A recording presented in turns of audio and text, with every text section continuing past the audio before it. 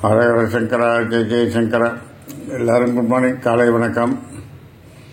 இன்னைக்கு பார்த்தீங்கன்னாக்கா இன்னைக்கு என்ன சமையல் என்ன பண்ணுறாங்கிறத மாமி சொல்லுவா. அதுக்கு என்னென்ன சாமான்கள் தேவை, அது எப்படி பண்ணுறது எல்லாம் டீட்டெயில்டாக சொல்லுவா மாமி. நோட் பண்ணிக்கோங்க. அருமனை குழம்பு வைக்க போறேன். அருமனை குழம்பு உருளைக்கிழங்கு கறி, வேக வச்சு உருளைக்கிழங்கு கறி பண்றேன். இன்னைக்கு மெனு அதுதான். இந்த அருமனை குழம்புக்கு முதல்ல மசாலாவை வறுத்துண்டுலாம். மசாலாவுக்கு தேவையான சாமான் சொல்றேன். 1.5 டேபிள் ஸ்பூன் கொத்தமல்லி வர, 1 டேபிள் ஸ்பூனுக்கு கம்மியா 1 டீஸ்பூன் கூட போறோம் கடலைப்பருப்பு, ஒரு 6 மிளகா 5 மிளகா வத்தல், ரெட் சில்லி 2 கிள்ளி வச்சுருக்கேன். தேவையான தேங்காய், இவ்வளவு தேங்காய் வேண்டாம், இல்ல கொஞ்சம் போட்டா போறோம். ஒரு 1/4 மூடி தேங்காய் போறோம். இது 1/2 மூடி தேங்காய், இது இல்ல பாதி போட்டா போறோம். அரமணை குழம்புக்கு இந்த சாமான்கள் தான் அரமணை குழம்புக்கு. இந்த பக்கம் குழம்பு பண்றதுக்கு அப்புறம் சின்ன வெங்காயம் இவ்வளவு உரிச்சு வச்சுட்டு இருக்கேன். தக்காளி 2 தக்காளி நல்லா இது பண்ணி எடுத்து வச்சுருக்கேன். நறுக்கிட்டு நல்லா கையால பிசைஞ்சு விட்டு வச்சுருக்கேன். இதுக்கு தேவையான புளிஜலம் பாருங்க. சும்மா ஒரு சின்ன நெல்லிக்காய் அளவு புளி எடுத்து கொஞ்சமா புளிஜலம், எண்ணெய் ஊத்திருக்கேன். கடுகு மாத்திரம் தான் தாளிப்பேன். இதுக்கு சாம்பார் பொடி கிடையாது, துவரம்பருப்பு கிடையாது, வேக வச்ச துவரம்பருப்பு இதுக்கு கிடையாது. சோ இந்த சாமான் தான் அரமணை குழம்புக்கு. இந்த கருவேப்பிலை எப்பொழுதும் போல தாளிக்க, அவ்வளவுதானே ஒழியா, பாக்கி எதுவும் கிடையாது. இப்ப இந்த மசாலா வறுத்துட்டு அப்புறமா இங்க வரேன். இது கொத்தமல்லி வரைய இந்த எண்ணெய் காஞ்சுட்டு இதுல போட்டுக்கிறேன். கடலைப்பருப்பு, மிளகா வத்தல், கடைசியா தேங்காய் போட்டு ஒரு பரட்டிக்கலாம். நல்லா செவக்க வறுத்து ஆற வச்சு மிக்சியில அரைச்சு வழவழன்னு அரைச்சு வச்சுக்கோங்க. மிக்சியில நைஸா அரைச்சு வச்சுக்கோங்க. இதுக்கு பேர் அரண்மனை குழம்பு. புதுக்கோட்டை மகாராஜாக்கு அந்த ஹெட் குக் செஞ்சது. எங்க சொந்தக்கார ஒருத்தர் அதுல இருந்ததுனால அவ சொல்லி கொடுத்து எங்க ஆத்துல செய்ய ஆரம்பிச்சோம். இப்ப எங்க ஆத்துல எல்லாருக்கும் தெரியும் இந்த அரண்மனை குழம்பு எப்படி பண்றதுன்னு. வியூவர்ஸ் ஆன உங்களுக்கும் அது தெரியணுங்கிறதுக்காக தொடர்ந்து போட்டு இருக்கேன். புதுசா வந்திருக்கிற வியூவர்ஸ்க்கு, பழசா இருக்கிறவா நிறைய பேர் இருக்கா. ரொம்ப எல்லாருமே நல்ல டைப் வியூவர்ஸ் எல்லாம். அவ கேட்டுக்கிறதுக்கு சின்ன வயசுக்காரா, அவெல்லாம் புதுசா வந்திருக்க வியூவர்ஸ் எல்லாருக்கும் தெரியறதுக்காக இந்த அரண்மனை குழம்பு இப்ப திரும்பவும் வைக்கிறேன். நிறைய தடவை வச்சுட்டே மாமி நினைக்காதீங்க. புதுசா வந்திருக்க வியூவர்ஸ்க்காக இந்த அரண்மனை குழம்பு வைக்கிறேன். நான் நல்லா செவந்துட்டு வருது இந்த கடலைப்பருப்பு கொத்தமல்லி வர. இது பண்ணிட்டு நல்லா கடைசியில கொஞ்சமா தேங்காயை போட்டு நல்லா வறுத்து வச்சுட்டு ஆறுன உடனே கொஞ்சம் கொஞ்சமா தண்ணி விடணும். ஒரேடியா தண்ணி விட்டுறக்கூடாது மினி சார்ல. இதை போட்டுட்டு கொஞ்சம் கொஞ்சமா தண்ணி விட்டு நல்லா நைஸா அரைச்சு வழுவழுன்னு அரைச்சு வச்சுக்கணும். இதை அப்பதான் குழம்போட அது ஒன்றும் ரொம்ப திப்பியெல்லாம் அரைக்க கூடாது. இதை அரைச்சு வச்சுட்டு இதை ஆற வச்சுட்டு வந்து உங்களுக்கு காமிக்கிறேன். இப்ப தேங்காயும் இதுல போட்டுடுறேன் கொஞ்சமா. பாருங்க இவ்வளவு தேங்காய் தான் இதுல வச்சுட்டேன். பாக்கியே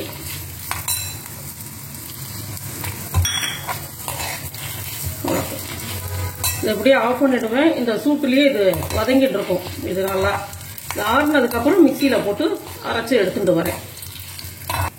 இந்த பக்கம் எண்ணெய் வச்சிருந்தோம்னா இப்ப மசாலாக்கு வறுத்து வச்சுட்டேன். அடுத்து இந்த பக்கம் எண்ணெய் வச்சிருந்தேன். கடுகு மாத்திரம் போடுறேன். இதுக்கு தாளிக்க கடுகு போட்டு கடுகு வெடிச்ச உடனே வெங்காயத்தை போட்டு நல்லா வதக்கணும்.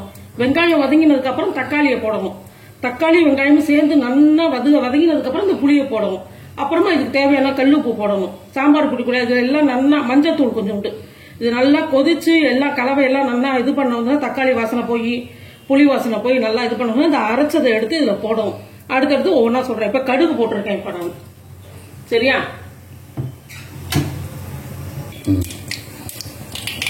கடுகு வெடிக்கிறது நல்லா நோக்கி இருக்கேன். நல்லெண்ணெய் நல்லா 2-3 ஸ்பூன் 3 டேபிள் ஸ்பூன் ஊற்றிருக்கேன். நல்லெண்ணெய் கடுகு வெடிக்க ஆரம்பிச்சுட்டு இந்த குழம்புக்கு நல்லெண்ணெய் தான் நல்லா இருக்கும். பெத்த குழம்பு பொதுவாக இந்த மாதிரி குழம்புகளுக்கு நல்லெண்ணெய் நல்லது. இந்த வெங்காயத்தை கொஞ்சம் கொஞ்சமா இந்த வெங்காயம் கருப்பா அழுத்திருக்கனால உருப்புக்கு அலம்பி வச்சுருக்கேன். அதனாலதான் இந்த சத்தம்.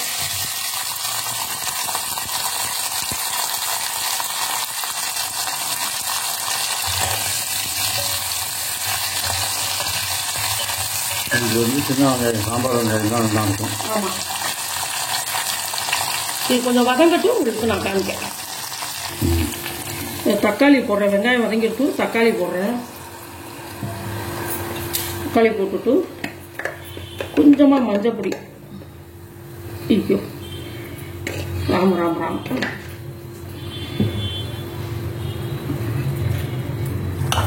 இதுவும் கொஞ்சம் வதங்கட்டும். கொஞ்சம் மீடியமா வச்சுக்கோங்க. இப்ப கேஸை இந்த வெங்காயம் தக்காளி வந்து சேர்ந்து வதங்கணும். தக்காளி அந்த தக்காளி நல்லா வதங்கிட்டு பாருங்க, எப்படி வதங்கிருக்கு பாருங்க. இந்த தக்காளி நல்லா வதங்கிட்டு இப்போ அந்த புளி கரைச்சி வச்சிருக்கோம் இல்லையா, இதை போடணும். இது பொறுமையாக தான் கொஞ்சம் செய்யணும், மெதுவாக ஒவ்வொன்றா செய்யணும்.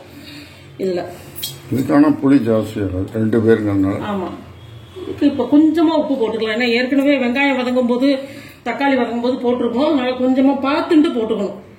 இது இனிமேல் கொதிக்கட்டும், அதுக்கப்புறம் மசாலா போடுறத காமிக்கலாம்.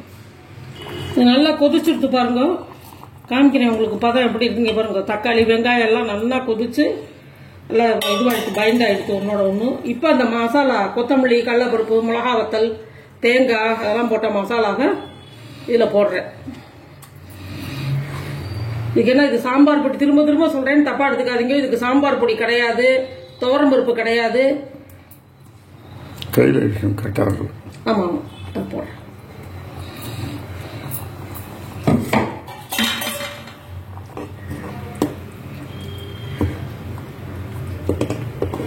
எப்படி இருக்கு பார்த்தீங்களா, பார்க்கறதுக்கு கலர் சூப்பராக இருக்கு பாருங்க. இதில் இப்போ அலம்பி தண்ணி நிறைய ஊற்றிட்டோம்னா இதுக்கு தகுந்த மாதிரி கரெக்டாக எடுத்து ஊற்றிக்கிற அளவுக்கு இதாகிடும்.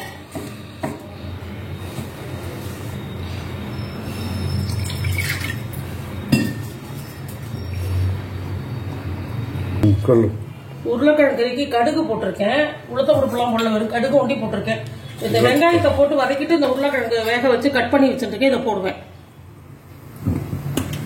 கடுகு வெடிக்கட்டும். இங்க குழம்பு ஆமா கொதிச்சுட்டு இருக்கு.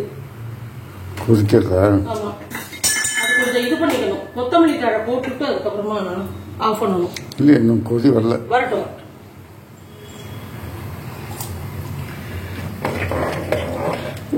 போடுங்க. அதை உப்பரப்பு உங்களுக்கு தேவையான அளவு பார்த்துன்னு விளாவிக்கோங்கன்னு சொல்லி போடுறேன். உப்பரப்பு உங்களுக்கு தேவையான அளவு போட்டு நீங்க விளாவிக்கோங்க. வாயில ஊத்தி பாருங்க, அதுக்கு தகுந்த மாதிரி தண்ணி ஊத்திக்கோங்க பார்த்துட்டு. ரொம்ப ஊத்திடாதீங்க, சப்புன்னு போயிடும் குழம்பு. காத்தால சமையலுக்கும் இது பண்ணிக்கலாம். ஈவினிங் ஏதாவது டிஃபன் பண்ணா இட்லி, தோசை, சப்பாத்தி, பூரி எல்லாத்துக்குமே இது வந்து நல்லா இருக்கும் தொட்டுக்கிறதுக்கு. ஸோ அதான் இதுதான் அரண்மனை குழம்பு. கடுகு வெடிக்க ஆரம்பிச்சிருக்கோம். பண்ணிட்டு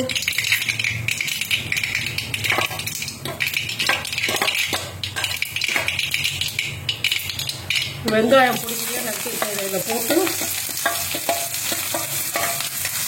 கொஞ்சம் அது வதங்கிக்கட்டும். அப்புறமா உருளைக்கிழங்கை போடும்போது காமிக்கிறேன். கொதிச்சுன்னு இருக்கு அரண்மனை குழம்பு. நல்லா கொதிக்கிறச்சு இந்த கொத்தமல்லியை போட்டோம்னா நல்லா வாசனையாக இருக்கும்.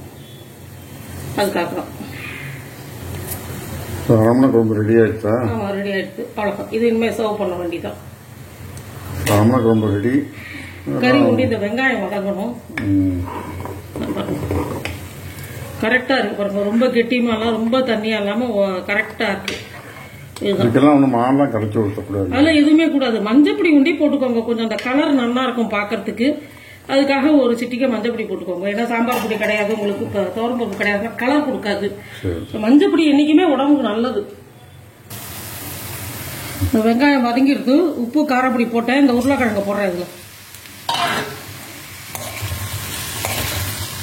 உருளைக்கிழங்கு நல்லா வேக வச்சுட்டு கட் பண்ணி வச்சுட்டு இருந்தேன், அதை போடுறேன். இப்போ அடுப்பை மீடியமில் வச்சுக்கோங்க. இதுக்கு தேவையான ஒரு 1/4 ஸ்பூன் காரப்பொடி, கொஞ்சோண்டு தனி மிளகாய் தூள் போட்டேன், உப்பு தேவையான அளவு போட்டேன் வெங்காயம் வதங்கிறதுக்கு. இப்போ இது பார்த்துட்டு இதுக்கு வேணும்னா உப்பு இன்னும் கொஞ்சம் போட்டுக்கணும், அவ்வளோதான்.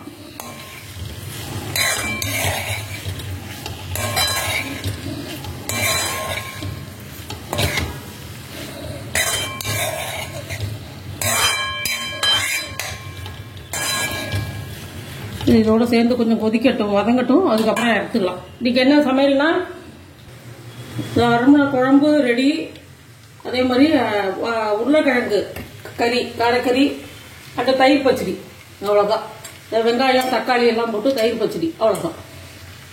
சமையல் பார்த்தீங்கன்னாக்கா அதான் மாமி சொல்லியிருப்பா. அரண்மனை குழம்பு அது எப்படி செய்யறதுன்னு பார்த்துருப்பேன்.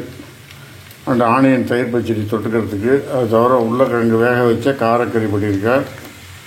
ஸோ இதுதான் இன்றைக்கி சமையல்.